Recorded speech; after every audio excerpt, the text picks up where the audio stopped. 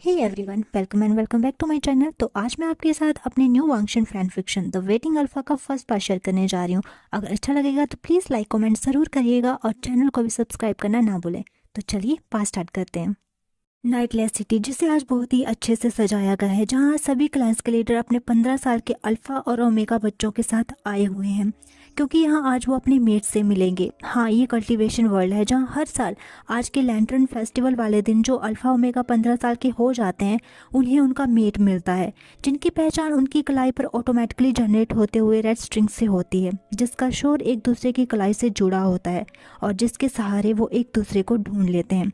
हर alpha और omega बहुत अच्छे से तैयार होकर यहाँ आया हुआ है और अपने अपने मेट से मिलने की खुशी लिए यहाँ खड़ा है, जहाँ पर 5 मेजर सेक्ट लीडर थोड़ी अपर एरिया में बनी सीट पर बैठे हुए हैं और उन्हीं सीट्स के बीचों बीच एक सीट है जिस पर बैठी हैं वहाँ की महागुरु वाउशो सेंड्रन, जो कि एक इमॉर्टल है और आज के ही दिन यहाँ पर सबके सामने अपीयर होती हैं। और बाकी नीचे साइड पर लगी सीट्स पर बैठे हैं और सामने खड़े हैं वो अल्फा और ओमेगा जिनके मेट आज उन्हें मिलेंगे।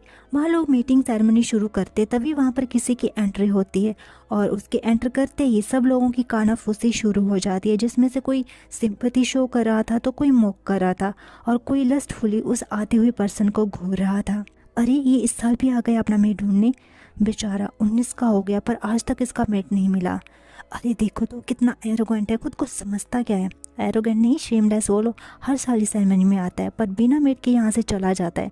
अरे, इसे कोई अपना मेट बनाना भी क्यों चाहेगा? एक तो ये सबमिसिव अल्फा है, ऊपर से स्टोन फेस लिए घूमता है। मुझे तो लगता है कि इसके मेट को भनक लग गई होगी कि ये उसका मेट होने वाला है, इसीलिए तो बेचारा डर कर ही यहाँ नहीं आता। ना जाने ऐसी कितनी कटीली बातों को सुनते हुए अपने एक्सप्रेशनलेस फेस लिए वसु का सेकंड प्रिंस लान वांगजी वहाँ आ जाता है और सबको वो करके अपनी जगह खड़ा हो जाता है जहाँ बाकी अल्फाज खड़े हुए थे। तभी उसके पास खड़ा अल्फा उसे मूव करते हुए कहता है, डोंट वरी लान वांगजी, अगर तुम्हें आज भी तुम्हारा मेट नहीं मिला तो तुम मेरे साथ चलना, मैं तुम्हें अपना सेकंड मेट साथ चूज कर लूंगा। और चिंता मत करना, बेशक मैं तुमसे छोटा हूँ पर डोमिनेंट हूँ, तुम्हें बेड पर अच्छे से सेटिस्फाई करूंगा। ऐसा कह के वो अल्फा एक डर्टी स्मग करता है, पर वांगजी एज यूजुअल ऐसी बातें इग्नोर करता हुआ बस सामने देखे जा रहा था। तभी उस सेरेमनी का होस्ट, जो कि और कोई नहीं जिन गोशन का बेटा मेंग्याओ था, वो सबका ध्यान अपनी ओर खींचते हुए कहता है, सबका यहाँ पर स्वागत है और अब यहाँ पर सब आ ही चुके हैं तो हम लोग मीटिंग सेरेमनी शुरू कर देते हैं। ऐसा कह के वो वाउशो सेंड्रन को देखते हैं, जो कि अपनी सीट से उठकर आगे उसके पास आ जाती है और एक स्पेल पड़ती है। आसमान का रंग बदल जाता है और हल्का हल्का रेड कलर का हो जाता है। तभी 1 बाय 1 हर मेट की कलाई पर वो रेड स्ट्रिंग अपीयर हो जाती है और वो अपने मेट के पास खड़े हो जाते हैं। आसमान का कलर फिर से अपने नॉर्मल कलर में चेंज हो गया था। सब अपने मेट के साथ खड़े थे एक तरफ और दूसरी तरफ फिर से अकेला खड़ा हुआ था लान वांगजी, जिसके चेहरे पर अब भी कोई एक्सप्रेशन नहीं था, लेकिन लोगों की दिल को तोड़ने वाली बातें फिर से उसके कानों पर पड़ने लगी थी। तभी माहौल को संभालते हुए मेंग्याओ कहता है, हमें खुशी है कि आप लोगों को अपना मेट मिल गया, अब हमें लैंटर्न चलाने की तैयारी करनी चाहिए। लेकिन तभी उन्हें आवाज आती है जो किसी और की नहीं बल्कि पेन चाओ की थी, जो कहता है, रुको। वो मेंग्याओ के पास खड़ा होकर कहता है, आप भूल रहे हैं यहाँ पर सबको अपना मेट नहीं मिला है। ऐसा कह के वो लान वांगजी को लस्टफुली देखते हुए कहता है, मेरा ऑफर अभी भी वैलिड है लान वांगजी, मेरा सेकंड मेट बन जाओ। पिछले 4 सालों से तुम्हारा मेट तुम्हें नहीं मिला है और मुझे नहीं लगता वो तुम्हें मिलेगा भी, या फिर मून गॉडेस ने शायद तुम्हारे लिए कोई बनाया ही नहीं है। कब तक मेटलेस रहोगे? मुझे अपना लो, तुम्हें कोई शिकायत का मौका नहीं मिलेगा। लेकिन तभी जिन गोंशन बोलता है, आपको क्यों वो अपनाए, हम भी लान वांगजी को क्लेम कर सकते हैं। इसी तरह बाकी भी वांगजी पर रस्ट करते हुए अल्फा खुद को वांगजी को क्लेम करने की बात करने लगते हैं। लेकिन तभी उन्हें एक कोल्ड आवाज़ आती है जो हमारे वांगजी की थी, जो कहता है, मैं अपने मेट के अलावा किसी को नहीं अपनाऊंगा, और वहां से चला जाता है सबको स्पीचलेस छोड़कर। लेकिन मन में सबकी यही रहता है कि अपनाना तो तुम्हें पड़ेगा ही लान वांगजी।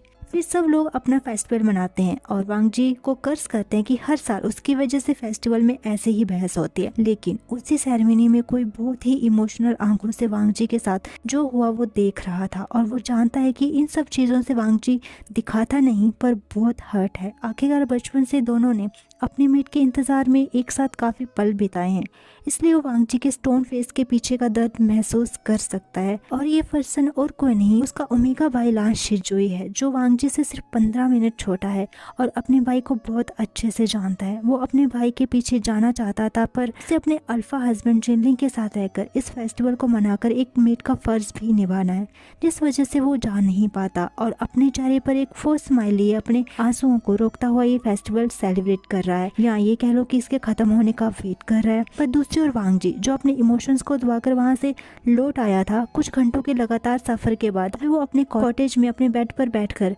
हाथ में अपनी माँ की लास्ट निशानी हेयरपन लिए आंसू भरी नजरों से उसे देखे जा रहा था। वांगजी उस हेयरपन को देखते हुए याद करता है वो दिन जिस दिन पहली बार जब वो 5 साल का था, तो उसके सबमिसिव अल्फा होने की वजह से एक अल्फा ने उसे मुंह करते हुए ये कह दिया था कि सबमिसिव अल्फा को कोई नहीं चाहता, उसका तो मेट भी उसे रिजेक्ट कर देता है।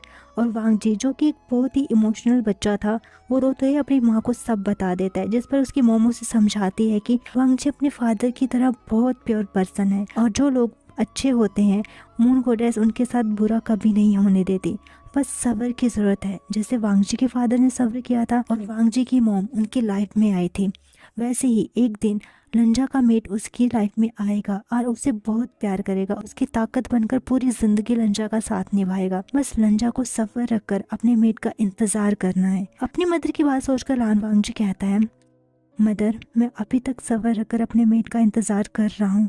आप फादर को मीटिंग सेरेमनी वाले दिन मिल गए थे, पर मुझे अभी तक मेरा मेट नहीं मिला, फिर भी मैं उसका इंतजार कर रहा हूँ और करता रहूंगा। इवनिंग में क्राउड रिसेस के मीटिंग हॉल में वांगजी हॉल के बीचों बीच खड़ा हुआ था और लैंड सेक्रेटरी लैंड चिरेन की वाइफ लैंड सुमिन वांगजी को बातें सुनाई जा रही थी। वो कहते हैं, वांगजी तुम चाहते क्या हो? पूरी लाइफ बिना मेट के रहना? तुम अच्छे से जानते हो कि तुम्हारा मेट तुम्हें नहीं मिले, जो पिछले 4 साल से नहीं मिला वो अब क्या मिलेगा।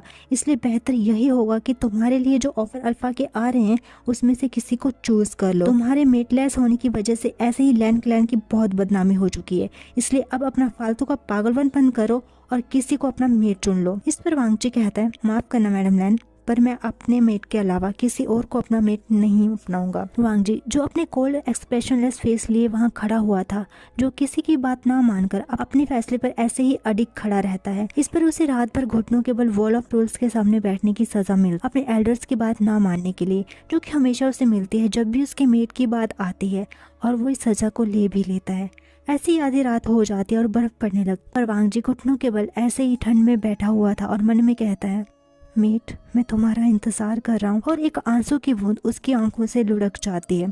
आंसू की बूंद तो किसी और की आंखों से भी गिरती है, जो कि यहाँ से एक अलग दुनिया जो कि ह्यूमन वर्ल्ड है, वहाँ एक 20 साल लड़के की आंखों से गिरता है, जो भी अपने कॉलेज की लाइब्रेरी में टेबल पर सर रखकर सो रहा था।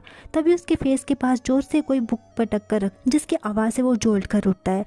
तभी उसकी नींद में खड़ल डालने वाले की आवाज़ उसे आती है, जो कहता है, विभूषण मैं तुम्हें यहाँ पढ़ने के लिए लाई हूँ और तुम सो रहे हो। तभी वो लड़का जो कि हमारा विंग है वो कहता है, वेंचिंग तुम हमेशा मेरी लव मेरी प्यारी नींद को मुझसे हम दूर करने में क्यों लगी रहती हो, तुम बहुत क्रूर हो। तभी उसके अपोजिट साइड बैठी वेंचिंग जो कि विंग की चाइल्डहुड फ्रेंड है, वो कहती है, ट्रस्ट मी डियर मैं इससे भी ज्यादा क्रूर बन सकती हूँ, जैसे कि मेरे मोबाइल में तुम्हारी ये स्वीट पिक्चर्स अंकल आंट को दिखाना। विंग जो मुंह बनाकर वेंचिंग के मोबाइल को देखता है, जिसमें वेंचिंग ने विंग की गर्ल से फ्लर्ट करते हुए पिक्चर्स ले रखी थी। तभी विंग आई रोल करते हुए कहता है, वेंचिंग मैं हर साल टॉप करता हूँ, तो मुझे यूँ एक्स्ट्रा स्टडी करने की जरूरत नहीं है।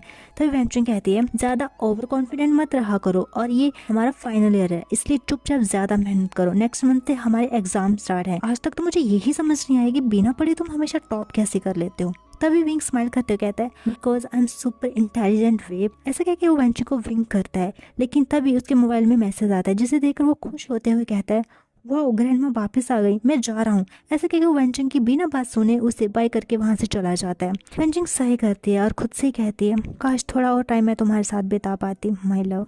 दूसरी ओर विंग जो लाइब्रेरी से बाहर आ गया, उसके चेहरे से हंसी गायब हो जाती है और वो अपने हार्ट पर हाथ रखकर खुद से कहता है, वही धुंधला चेहरा, वही दर्द से भरी आवाज़, कौन हो तुम जो हमेशा मेरे सपने में आते हो। ऐसा कह के वो अपने हेड को शेक करता है और अपने दिल में हो रहे अननोन पेन को इग्नोर करते हुए अपने कदम कॉलेज के बाहर ले जाने लगता है। गाइस तो कैसा रहा पार्ट कमेंट में जरूर बताइएगा। बाकी मिलते हैं नेक्स्ट पार्ट में, तब तक के लिए bye bye and take care.